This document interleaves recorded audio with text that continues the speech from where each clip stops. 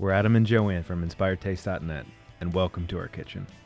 We're making our ultimate pulled pork. We're using our slow cooker today, but check the recipe for instructions for using a pressure cooker or Instant Pot.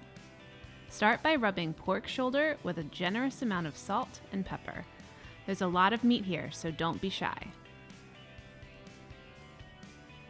Place the seasoned pork into a slow cooker and move on to the sauce. Chop an onion into small pieces.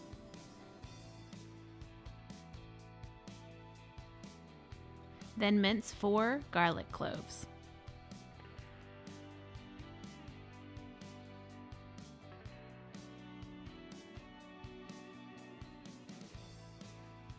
Now we move to the stovetop. Add some oil to a skillet and cook the onions and garlic until softened. For more flavor, add tomato paste, chili powder, and ground cumin. Stir and cook for a minute or two, then pour in water, apple cider vinegar, and fish sauce. If you don't have fish sauce, Worcestershire sauce is a great alternative. Just use a spoon to scrape up anything stuck to the bottom of the pan. Pour the onion and spice mixture on top of the pork, then move the pork around so that some of the onion and spice mixture slides underneath. Cover with the lid and cook on low until the pork can easily be shredded. For a large piece of meat, it will take about 8 to 10 hours. If you are using a pressure cooker, the cook time will be much less. When it's done, take the pork out of the slow cooker and shred it with 2 forks. As we shred the pork, we remove any large clumps of fat.